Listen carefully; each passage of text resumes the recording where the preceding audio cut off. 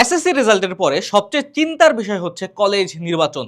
College নির্বাচন নিয়ে আজকের এই ভিডিওতে আলোচনা করব যে একটা কলেজ সিলেক্ট করার আগে আমাদের কোন কোন বিষয়গুলো মাথায় রাখা উচিত, অর্থাৎ একটা কলেজের কোন বৈশিষ্ট্য বা ফিচারগুলো আমি খেয়াল রেখে একটা কলেজে অ্যাপ্লাই করব। তোমরা এখন হচ্ছে রেজাল্ট দিয়ে দিছে, কয়েকদিনের মধ্যেই হচ্ছে কলেজ নির্বাচন করবা, ৩টা ৪টা ৫টা করে এক একজন কলেজ নির্বাচন করবা।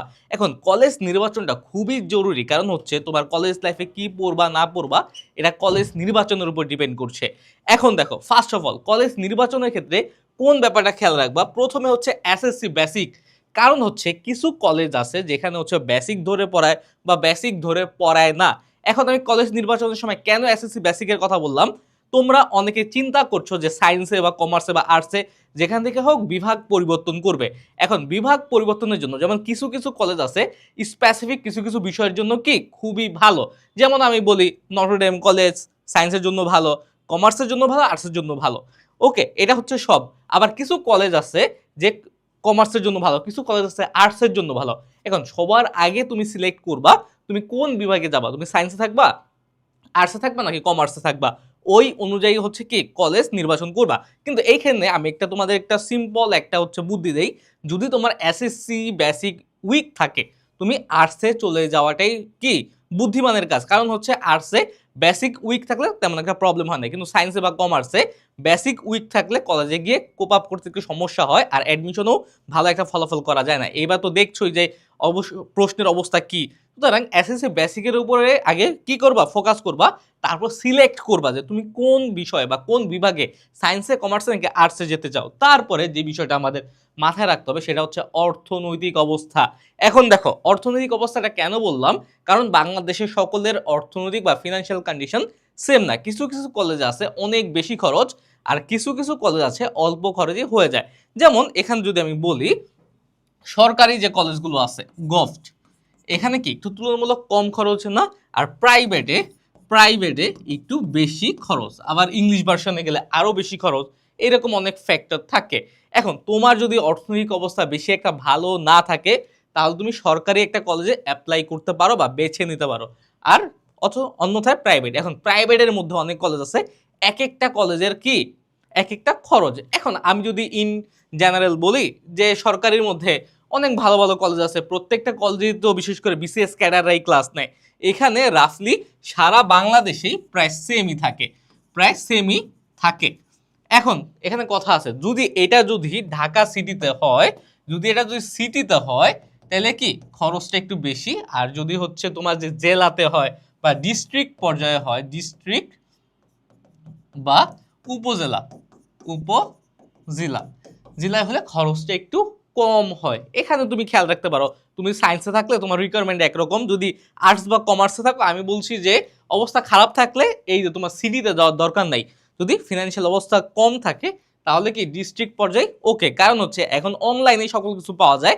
এখন যদি দু একটা টিচার যদি খারাপও হয় ওই রকম একটা প্যারা হয় না, বাসায় বসে মোবাইল আর ইন্টারনেট কানেকশন থাকলে যে কোনো টিচারের কাছে খুব ইজিলি আমরা কি কানেক্টেড হতে পারি। ভালো ভালো কোর্স বাংলাদেশ জুড়ে আছে। আর যদি প্রাইভেটে হও, তোমার যদি চিন্তা থাকে যে হ্যাঁ আমি ঢাকা গিয়ে পড়বো, আমি আমার বিভাগীয় শহরে যাবো, তাহলে প্রাইভেটে অনেক প্রাইভেট আছে। এখন প্রাইভেটের মধ্যেও কিছু কিছু কি প্রাইভেটে খরচ কম বেশি হয়। যেমন আমি স্কুলে পড়েছিলাম ঢাকা রেসিডেন্সিয়াল মডেল কলেজে, ডিআরএমসিতে। ডিআরএমসিতে রাফলি হচ্ছে তখনের কথা বলতেছি, তখন হচ্ছে কি ২,৫০০ টাকার মতো হচ্ছে কলেজের কি ছিল, বেতন ছিল ২,৫০০ টাকা। কিন্তু আমি আমি যখন কলেজে এনডিসিতে আর্টসের কথা বলছি, এনডিসিতে আর্টসে তখন পার মান্থ মাত্র ১,০০০ টাকা ছিল।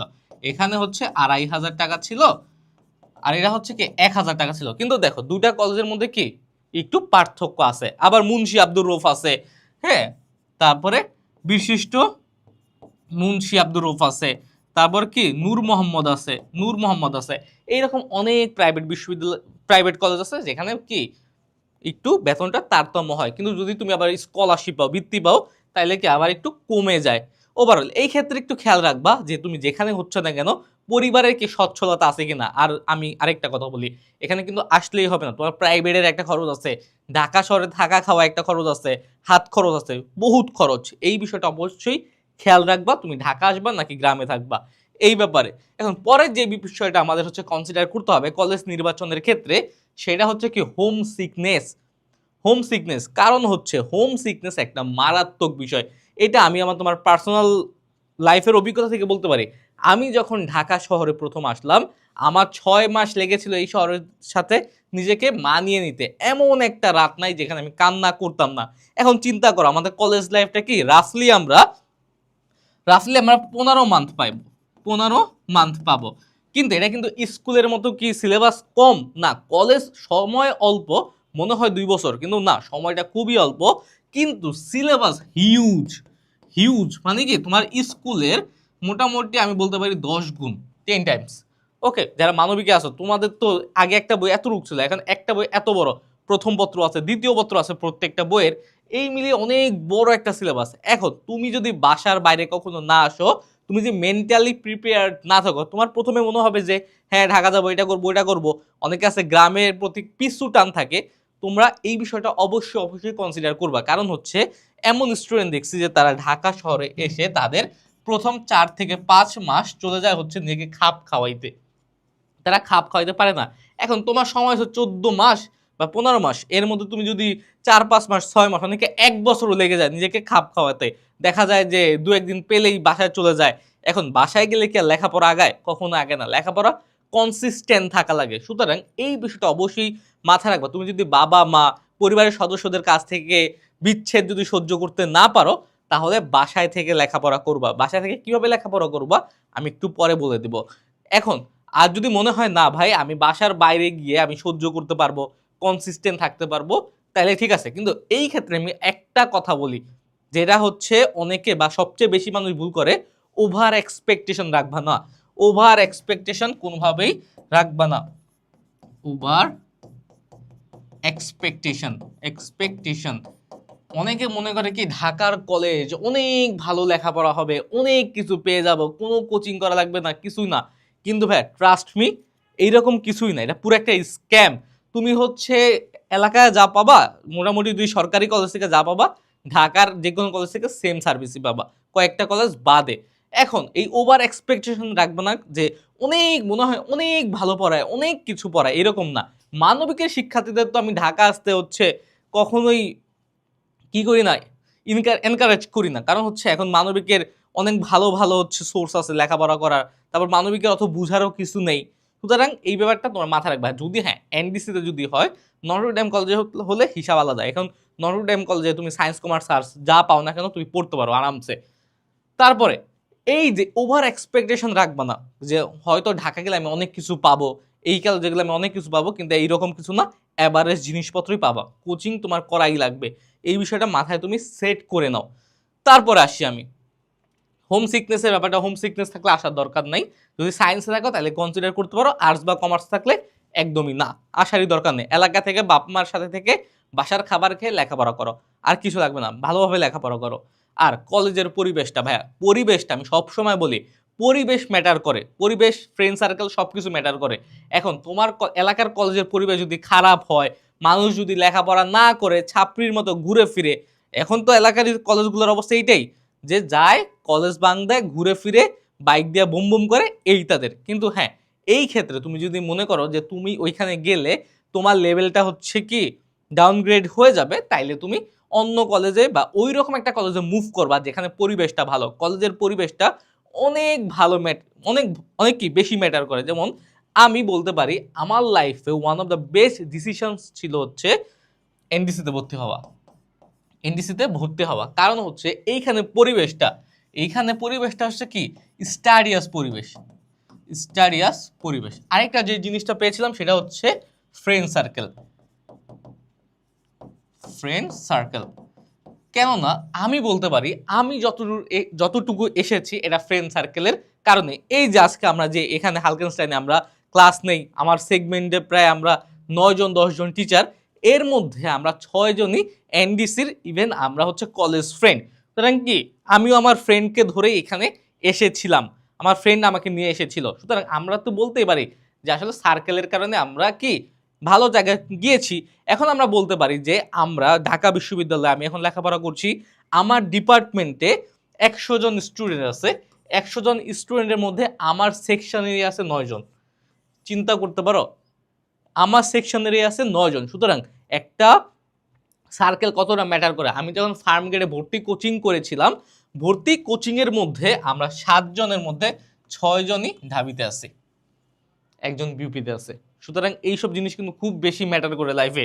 যদি কলেজের পরিবেশ যদি খারাপ থাকে ভাইয়া, তুমি কখনোই ভালো করতে পারবে না। কলেজ নির্বাচনের সময় অবশ্যই একটু খোঁজ খবর নিবা যে কলেজের পরিবেশ কেমন, ওই কলেজ থেকে কতজন পাবলিকে চান্স পায়, ওই কলেজ থেকে কতজন বুয়েটে চান্স পায়, মেডিকেলের চান্স পায়, ঢাকা বিশ্ববিদ্যালয়ে চান্স পায়। এই বিষয়গুলো অবশ্যই মাথায় রাখবা, কারণ হচ্ছে অ্যালুমনাইটা অনেক বেশি ম্যাটার করে। ওইখানে যদি ভালো একটা কলেজ থাকে, তুমি ওইখানে গিয়ে ভালো একটা ফ্রেন্ড সার্কেল পাবা, আর ফ্রেন্ড সার্কেল যে পুশটা তোমাকে দিবে, ওই পুশে তুমি অনেক দূর কি এগিয়ে যেতে পারবে ইনশাল্লাহ। সুতরাং এই বিষয়টা অবশ্যই খেয়াল রাখবা, অবশ্যই। এবার আসি টিচার প্যানেল। এখন টিচার প্যানেলের ব্যাপারটা যদি একটু বলি, এটা এক হিসাবে ম্যাটার করে, আবার এক হিসাবে এখন করে না। কারণ হচ্ছে আগে একটা সময় ছিল যে একটা এলাকায় বা একটা কলেজে ভালো টিচার প্যানেল ছিল না, তখন অনেক কিছুর জন্য আমাদের কোচিংয়ের উপরে বা অনেক কিছু আমরা অভাব বোধ করতাম, যেমন যদি কেউ থাকতো যে আমাকে পড়াইতো। কিন্তু এখন চিন্তা করো, এখন বাংলাদেশে তুমি সায়েন্সে পড়ো, বুয়েটের টিচারকে তুমি একদম হচ্ছে প্রত্যন্ত এলাকা থেকেও পাচ্ছ। কারণ হচ্ছে এখন অনলাইনে প্রচুর সংখ্যক কোর্স আছে। তুমি সায়েন্সে পড়ো, কমার্স আর আর্টসে তো কথাই নেই। তোমাদের আমি তো বলি যে তোমরা না পারতে আসারই দরকার নেই, বাসায় থাকো ভাই। যদি লেখাপড়া বাসায় থেকে হয়, বাসায় যদি তোমার কলেজের পরিবেশটা মোটামুটি থাকে, ভালো একটা ফ্রেন্ড সার্কেল থাকে, তাহলে বাসায় থাকো। কারণ হচ্ছে এখন টিচার প্যানেল তুমি অনলাইনে পেয়ে যাচ্ছ। সাপোজ আমি দেখাই একটু, এখানে আমি একটু দেখাই।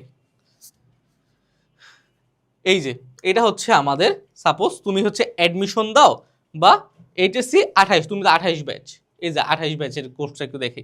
এই দেখো, আমি তো আছি ঢাকা বিশ্ববিদ্যালয়ে, তোমার খালিদ ভাইয়া ঢাকা বিশ্ববিদ্যালয়, আবির ভাইয়া ঢাকা বিশ্ববিদ্যালয়ে, তারপর আব্দুর রহমান ভাইয়া ঢাকা বিশ্ববিদ্যালয়, রাফিয়া ঢাকা বিশ্ববিদ্যালয়ের, সাদিয়া ঢাকা বিশ্ববিদ্যালয়ের, অপু ঢাকা বিশ্ববিদ্যালয়ের। দেখো চিন্তা করো তো যে একটা কোর্স পাচ্ছ যেখানে সবাইকে ঢাকা বিশ্ববিদ্যালয়েরই স্টুডেন্ট। এর মধ্যে এই যে দেখো, এই যে আমি, আব্দুর রহমান, অপু, হ্যাঁ আমরা কিন্তু একদম কলেজ ফ্রেন্ড, আমরা কলেজ লাইফ থেকেই ফ্রেন্ড। আরও আছে কোর্সের মধ্যে গেলে আরও অনেক টিচার প্যানেল তোমার পাবা, সবাই ঢাকা বিশ্ববিদ্যালয়ের। সুতরাং তোমরা একটা কোর্সে যাও, কোর্সে গিয়ে এখানে সকল কিছু ডেমো ক্লাসগুলো তো আছেই। একটা কোর্স আছে যেখানে হচ্ছে তোমরা কি পাচ্ছ, কোর্সে কি পাচ্ছ দেখো, একাডেমিক ক্লাস আছে, অ্যাডমিশন ক্লাস আছে, এই যে একাডেমিক ক্লাস আছে, তারপরে একাডেমিক এক্সাম আছে, ক্লাস করার পর তুমি এক্সাম দিতে পারবা। তারপর প্রি অ্যাডমিশন, তুমি কলেজ লাইফ থেকে কিভাবে অ্যাডমিশনের প্রিপারেশন নিবা সেটাও এখান থেকে তুমি নিতে পারবা। তারপর ফুল অ্যাডমিশন, যদি প্রি অ্যাডমিশন হয়ে যায়, তোমার হাতে যদি সময় থাকে, তুমি কলেজ লাইফে পুরো অ্যাডমিশনের একটা প্রিপারেশন নিতে পারছো বাসায় বসে। এইখানে তোমার ঢাকা আসা লাগতে পারছে না, কিছু করা লাগতেছে না। তারপরে আগের অনেক ক্লাস আছে। তারপর নিচে যদি যাও, বর্ণ এআই আছে, যেহেতু বর্তমান এআই এর যুগ, যদি কোনো সমস্যা হয়, ডাউট থাকে, তুমি এআই কে জিজ্ঞেস করবা, এআই তোমার সমাধান করে দিবে। তারপর রুটিন আছে একটা 1 বছরের, যে 1 বছরের রুটিনটা ফলো করলে তুমি প্রথম বর্ষেই একাডেমিক পড়া, প্রথম পত্র, দ্বিতীয় পত্র আর অ্যাডমিশন সব হয়ে যাবে। পরের 1 বছর তুমি এক্সাম দিবা, প্রিপারেশন দিবা, রিভিশন দিবা, আর কোনো কাজ নাই। তারপরে হচ্ছে তোমার দাগানো বই আছে এই কোর্সের মধ্যে, দাগানো বই আছে, আর সকল বিষয়ের হচ্ছে পিডিএফ আছে।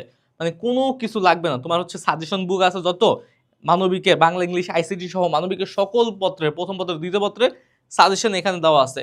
তারপরে হচ্ছে তোমার দেওয়া আছে, দাগানো বই দেওয়া আছে, মানবিকের সকল বিষয়ে দাগানো বই দেওয়া আছে, বুক লিস্টে দেওয়া আছে। এমন কিছু নাই যেখানে পাবা না। সুতরাং তুমি একবার চিন্তা করো তো, তুমি যদি নাও থাকো এলাকায়, তুমি যদি ঢাকা বা বড় কোনো শহরে নাও থাকো, টিচার প্যানেল যদি ওইভাবে নাও থাকে, তাহলে কি তুমি এই সুবিধা কিন্তু নিতে পারছো। কিন্তু এখন তোমার কাছে যদি অপশন থাকে যে তুমি ভালো একটা টিচার প্যানেল চাও, ভালো একটা কলেজ চাও, তাহলে তুমি এই দিকটাও বিবেচনা করবা কলেজ চয়েসের সময়। কিন্তু মেইন জিনিসগুলো হচ্ছে, আমি বলবো যে একটু সামারাইজ করি, যে এসএসসি বেসিকটা কিসে লাগবে, বিভাগ নির্বাচনে, বিভাগ নির্বাচন, বিভাগ নির্বাচন। তুমি সায়েন্স নিবা, কমার্স নিবা, নাকি আর্টস নিবা। কিন্তু ভাইয়া বারবার আমি বলি, যদি বেসিক খারাপ থাকে তাহলে কখনোই সায়েন্সে যাবা না, ডাইরেক্ট আর্টসে চলে যাবা। কারণ হচ্ছে সায়েন্স কিন্তু কি হাতের মোয়া না, যে তুমি একদম হয়ে যাবে, বহুত কঠিন দেয়, বহুত। ওকে, এই বিষয়টা খেয়াল রাখবা। অর্থনৈতিক অবস্থা, যদি অর্থনৈতিক অবস্থা খারাপ থাকে, তাইলে শহরে যাওয়ার দরকার নাই, গ্রামে থেকে লেখাপড়া করো। কারণ শহরে নিজে নিজে সব কিছু করতে হয়, এত কিছু করে তুমি ফ্রাস্ট্রেটেড হয়ে যাবা। তারপর হোম সিকনেস, যদি বাসায় বাবা মার প্রতি অনেক টান থাকে, তবে এলাকার প্রতি টান থাকে, পিছু টান থাকে, তাহলে ঢাকা আসার দরকার নাই। তুমি নিজের এলাকার বা জেলা পর্যায়ের কোনো একটা ভালো সরকারি কলেজে হচ্ছে কি করো, অ্যাপ্লাই করো। সরকারি কলেজগুলো সব টিচার বিসিএস ক্যাডার। ওকে, এই জিনিসটা মাথায় রাখবা, সবাই ওয়েল এডুকেটেড। তারপর কলেজের পরিবেশ, এইটা হচ্ছে অনেক বেশি ম্যাটার করে। কলেজের পরিবেশ, যদি তোমার ফ্রেন্ড সার্কেল যদি ভালো থাকে বা যদি নিজের যে ফ্রেন্ড সার্কেলটা আপডেট করতে চাও, তাহলে এমন একটা কলেজ নির্বাচন করবা যেখান থেকে পাবলিক বিশ্ববিদ্যালয়, বুয়েট, মেডিকেলে অনেক সংখ্যক স্টুডেন্ট চান্স পায়। তারপর আছে টিচার প্যানেল। টিচার প্যানেলটা তো বললাম, এটা সায়েন্সের ক্ষেত্রে ম্যাটার করে, কিন্তু আর্টস বা কমার্সের ক্ষেত্রে ম্যাটার করে না। কিন্তু তুমি হচ্ছে কলেজটা দেখবা, তারপর বাসার প্রতি টান আছে কিনা এটা খুব ভালোভাবে দেখবা। কারণ হচ্ছে তুমি কতটুকু সময়কে কাজে লাগাতে পারবা, এটা কিন্তু এটার উপর ডিপেন্ড করতেছে। এই যে এই বেসিক জিনিসগুলো যদি তুমি কনসিডার করো কলেজ নির্বাচনের সময় যখন চয়েস দিবা, আশা করা যায় তুমি একটা ভালো একটা আউটকাম পাবা। ওকে, তাহলে আজকের এই ভিডিওটা এই পর্যন্তই থাকলো। যদি কোনো রিকমেন্ডেশন থাকে, প্রশ্ন থাকে, কমেন্টে জানাতে পারো। আসসালামু আলাইকুম।